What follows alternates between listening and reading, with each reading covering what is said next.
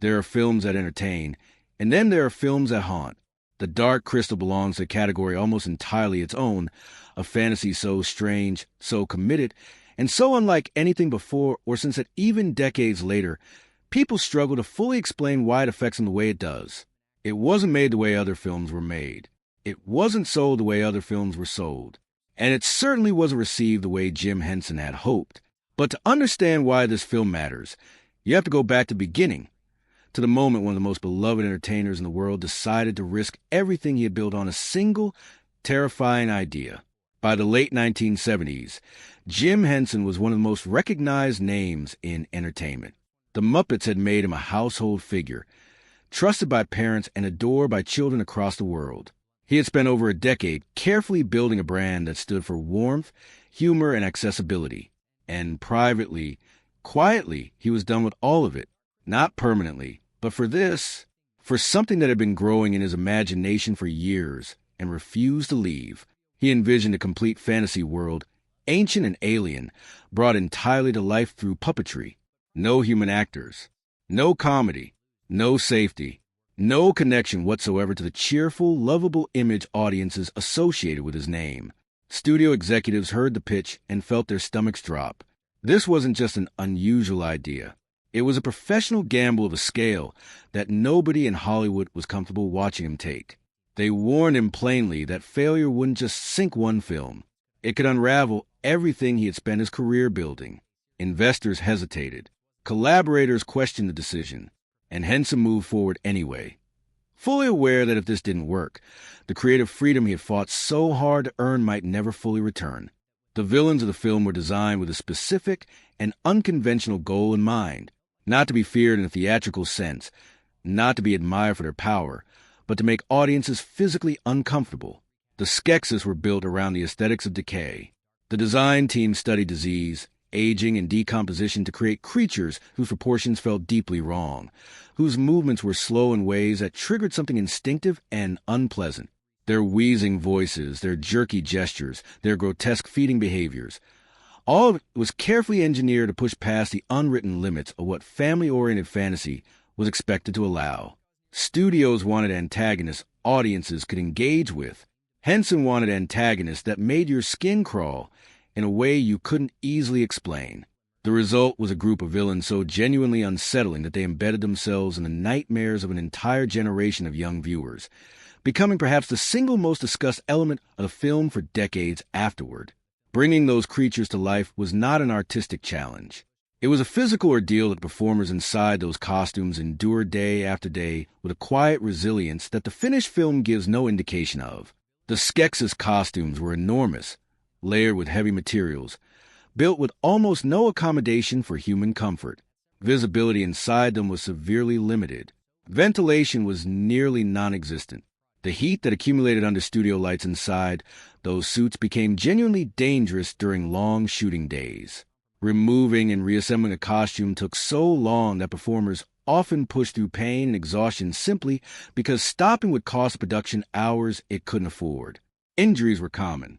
Strained muscles, overheating, bruising, these weren't exceptional events. They were routine. And the performers rarely complained openly because they understood what the film required of them, even if no audience would ever see or know the cost of what was happening behind those magnificent, horrifying masks. What audiences experienced as single living characters on screen were in reality the product of extraordinary invisible teamwork. Major characters required up to 4 puppeteers operating simultaneously, one controlling the head and mouth, another managing the hands, others responsible for body movement and subtle facial expression. Every gesture had to be synchronized with precision that left no room for error. A hand arriving half a second too early, a head turning a fraction too late. Either could ruin an entire take and send everyone back to beginning. Communication between performers was limited. They couldn't see what their partners were doing. Much of the coordination had to be built through weeks of rehearsal, through instinct developed slowly and painstakingly over time. When it worked, the illusion was seamless and extraordinary. When it didn't, entire shooting days were lost. And this invisible collaboration, this achievement that audiences were never meant to notice, stands as one of the most remarkable technical accomplishments in the history of puppetry. The approach to dialogue was equally unconventional and equally risky. Much of what characters say in the finished film was not recorded during shooting at all. Performers on set worked against rough placeholder audio, focusing entirely on physical performance and puppetry, while the emotional and verbal layer of the characters was deliberately held back for post-production. Voice actors entered recording studios months after filming had wrapped and delivered their final performances against footage that had already been physically locked in. This gave Henson's team remarkable flexibility, the ability to reshape performances, adjust pacing, and rewrite lines to better fit what the camera had actually captured. But it introduced a deep layer of uncertainty into every stage of production. Scenes that worked beautifully on set could fall apart entirely once voices were added. Finding exactly the right vocal quality to match characters who had already been brought to life physically was a delicate, painstaking process. It was a gamble layered on top of a gamble, an unconventional method that followed the project all the way to the final cut.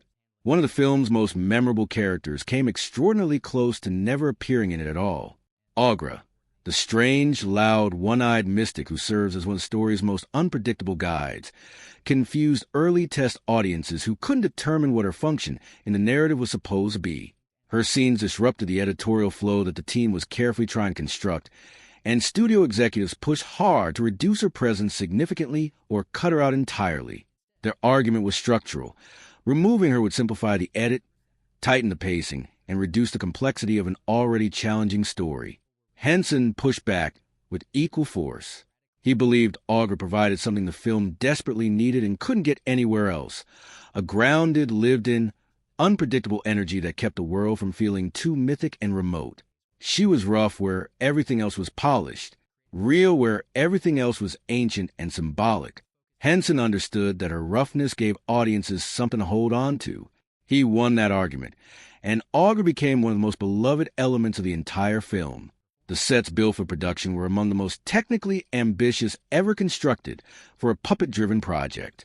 Vast multi-level environments were erected on sound stages, designed not just to appear immersive on camera, but to function as working infrastructure for dozens of puppeteers hidden beneath floors, inside walls, and behind every visible surface. The conditions below those sets were punishing in ways that matched the suffering happening above them. Performers crouched for hours in tight, dark, poorly ventilated spaces, reaching up through narrow gaps to control characters moving above them. Communication between the crew working on top of the set and those operating below, it was perpetually difficult. Small adjustments to camera angles or set dressing could require hours of structural rebuilding. The beauty on screen was real and extraordinary, but it was built on a foundation of physical endurance, cramped tunnels, and exhausted performers who kept the illusion alive one agonizing take at a time. While the Skeksis generated most of the conversation about physical difficulty, it was the mystics who tested performers in an entirely different and, in many ways, more demanding way. These slow, ancient, graceful creatures required an almost meditative level of physical control that was mentally and emotionally draining in ways that the more energetic Skeksis performances were not. Every movement had to be deliberate, fluid, and perfectly sustained across extended stretches of time without any visible strain or inconsistency. A single abrupt shift, a momentary break in rhythm, an illusion that these beings moved with ancient wisdom and purpose would collapse instantly. There was no room for improvisation, no opportunity for a burst of energy to break the monotony. Performers who played the mystics later described those roles as among the hardest they had ever taken on, not because of the physical weight they carried, but because of the unrelenting concentration required to maintain that quality of movement hour after hour, day after day, in ways that left no visible evidence of the effort involved. The editing process brought its own particular kind of pain. Hours of fully completed footage, scenes with detailed puppetry, precise lighting, and finished effects were cut from the final version of the film because they disrupted pacing or introduced narrative confusion that the editors were fighting to eliminate. These were not rough experiments or early drafts. They were polished sequences representing weeks of labor from a crew already stretched beyond its limits. Cutting them meant accepting that some of the hardest and most skilled work anyone on production had done would simply never be seen. But Henson and his editors understood that the integrity of the story mattered more than preservation of any individual piece of footage. What remained on the cutting room floor could have significantly expanded the world. Deeper character backstories, unexplored corners of mythology that the finished film only hints at. Fans spent decades speculating about what had been removed, a testament to how thoroughly the finished film suggested a world larger than what any single viewing could contain. Nothing about what audiences experienced in theaters prepared the families who attended opening weekend for what they actually saw. The marketing campaign presented the film as a bright, whimsical fantasy adventure, something entirely consistent with the warm, cheerful, family-friendly entertainment that Jim Henson represented in the public imagination. What the promotional materials carefully avoided showing was the darkness, the intensity, and the genuine menace that defined so much of the actual film. Families arrived expecting something safe and found something that wasn't. Reports spread quickly of children crying in theaters, hiding behind seats, demanding to leave. The Skeksis, in particular, became a genuine source of fear for younger viewers whose parents had assumed that anything carrying Henson's association would be appropriate for them. The backlash shaped the film's early reputation in ways that took years to undo. Instead of being celebrated for its ambition and originality, it became known in certain circles as the Henson Project that traumatized children, a label that overshadowed its artistry and kept audiences away who might otherwise have responded to exactly what it was offering. By the time the film reached critics, no clear framework existed for evaluating it. Reviews were uncertain, scattered, not hostile, but confused in ways that were almost more damaging than outright rejection. The film wasn't a children's movie. It wasn't a traditional fantasy epic. It didn't follow the narrative structures or emotional conventions that reviewers were equipped to apply. Some praised the technical artistry, while questioning the emotional depth. Others admired the ambition, while finding the pacing too slow and the characters too difficult to connect with meaningfully. Without a unified critical voice championing what it had achieved, the film's cultural footprint during its original theatrical run remained muted. The confusion had lasting consequences. In the absence of strong reviews and major awards recognition, the movie struggled to establish itself as the landmark achievement it genuinely was. It would take years and an entirely new generation of viewers before the conversation around it began to move from puzzlement toward genuine reverence. The theatrical run ended in disappointment, and by conventional measures, the verdict seemed clear. But then home video arrived, and everything changed. When VHS took off in the mid-1980s, the film found a second chance that no one at the studio had anticipated or planned for. Watching at home, on your own schedule, with the ability to pause and return and revisit, this transformed the experience entirely. Details that had been missed or misunderstood in theaters slowly revealed themselves. Younger viewers who had been genuinely frightened on their first exposure found the courage to try again, and found something different waiting for them on the other side of their fear. A devoted, passionate, and steadily growing following began to form in living rooms across the country, built not on marketing or critical consensus, but on personal discovery and the kind of word of mouth that comes from people who feel they found something genuinely rare. The theatrical release had struggled, but home video gave the film something more valuable than a strong opening weekend. It gave it permanence. The technical ambitions of production were constantly ahead of what the technology of the era could reliably support. Animatronic systems designed to bring characters to life through complex internal mechanical movement were conceptually groundbreaking, but practically unreliable in ways that caused constant, demoralizing interruptions throughout the shoot. Motors overheated. Cables snapped under tension. Delicate internal mechanisms failed at the worst possible moments, often mid-take after hours of careful preparation. The engineers and technicians responsible for keeping these systems operational worked under relentless pressure, improvising repairs on the spot, and rebuilding damaged components overnight to keep the following day's shoot from collapsing entirely. But every failure also drove innovation. Solutions born in desperation became techniques that would influence creature effects for years after the film wrapped. The production was functioning as a testing ground for technology that didn't fully exist yet, and every breakdown pushed the team toward discoveries they wouldn't have reached any other way. Test screenings added yet another layer of pressure to an already overwhelmed production in its final stages. Early audience responses to the climax of the film were alarming enough to generate serious studio demand for changes. Viewers found the ending too abstract, too emotionally ambiguous, too resistant to the kind of clean, satisfying resolution that mainstream audiences expected from a fantasy story. Executives pushed hard for a rewrite, a clearer, more conventional conclusion that would leave no room for interpretation and deliver the uncomplicated emotional payoff they believed the investment required. Henson resisted with the same stubbornness that had defined his response to every prior demand for compromise. He had built this story to leave audiences with something felt rather than something easily explained, and simplifying the ending would betray the philosophy that had shaped every creative decision from the beginning. He held his ground. The ending that reached theaters remained faithful to his original vision, unresolved enough to haunt, honest enough to endure. Keeping the puppets in camera-ready condition was a battle that never paused for a single day of production. The materials used to build them, latex, foam, and delicate mechanical components, began deteriorating almost as soon as filming started. Under hot studio lights and the constant physical demands of repeated handling, surfaces cracked, colors faded, and internal mechanisms broke down at a rate that kept the maintenance crew in a permanent state of control crisis.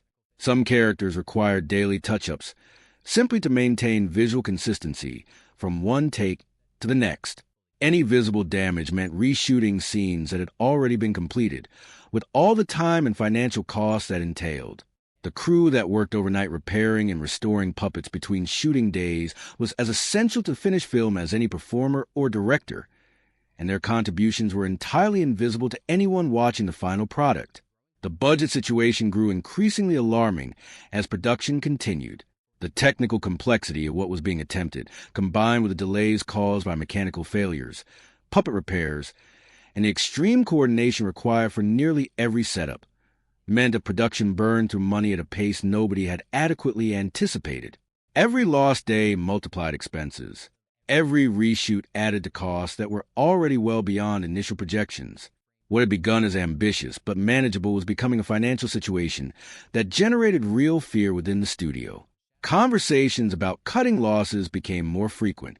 Executives looked at the mounting numbers and began to doubt openly whether the film could ever earn back what had been spent on it. Henson found himself caught between the integrity of his vision and the harsh reality that every additional dollar raised the stakes, an already enormous gamble, to heights that were becoming genuinely terrifying. The cinematography of the film was shaped as much by necessity as by artistic intent. Hiding the puppeteers, who were everywhere on set, operating from just inches outside the camera's frame, required constant, meticulous engineering of every shot. The camera could rarely move freely, because even a small shift in position risked exposing a hand, a wire, or a performer's body. Heavy reliance on shadows, low angles, and tightly controlled compositions became the solution. Scenes that would have taken minutes to set up on a conventional production required hours of adjustment to ensure complete invisibility of the crew doing the actual work. The restrictions forced an extraordinary level of creativity in how every frame was designed, and the result, dark, intimate, atmospherically charged, became one of the film's most distinctive and recognizable qualities. The visual identity didn't emerge from pure artistic choice. It emerged from the problem of keeping dozens of people invisible while making their work look completely natural. The decision to keep dialogue minimal and direct was deliberate from the earliest stages of development. Rather than loading the script with exposition or elaborate world-building spoken aloud, the creative team treated dialogue as a last resort, something to deploy only when the imagery, movement, and music couldn't carry the meaning on their own. The characters spoke in simple, almost elemental terms, not because the world lacked depth, but because Henson believed profoundly that the story should be absorbed visually and emotionally rather than explained verbally. This choice divided audiences at the time. Some found the sparse dialogue confusing and alienating. Others found it deeply immersive, a quality that distinguished the film from virtually every other fantasy of its era. Over time, it became one of the elements most frequently cited by filmmakers and artists who trace their creative development back to this film, a lesson about the power of restraint that the industry spent years slowly learning. The musical score composed by Trevor Jones functioned as the film's emotional nervous system. In the absence of human faces capable of conveying feeling in the ways audiences were accustomed to, the music carried what the puppetry alone couldn't fully express. During moments of genuine danger, it communicated threat in ways that the creatures couldn't entirely project through physical form alone. during moments of wonder and discovery. It amplified feelings that might otherwise have remained intellectually registered rather than genuinely felt. The score worked beneath conscious awareness, guiding emotional responses scene by scene without announcing itself as anything other than part of the world the film had created. It was not a backup plan or a compensatory measure. It was a central creative strategy, understood from the beginning as essential to making audiences care about characters whose faces could not move the way human faces do. What the film's influence ultimately looked like was not a wave of imitators or a studio trend toward puppet-driven fantasy. It was something quieter and more lasting. Filmmakers, designers, and artists who had encountered it as children began talking about it decades later as a formative experience, one that had genuinely changed how they thought about world building, creature design, and the relationship between visual storytelling and emotional experience. The idea that an entire narrative world could be constructed without human performers, that atmosphere and environment and creature behavior could carry a complete story, became a foundational concept for later work across film, television, and games, often without explicit acknowledgement of where it had come from. The influence was real and deep, but it spread through creative instinct rather than conscious citation. By the time production wrapped, Jim Henson was exhausted in ways that went beyond the physical.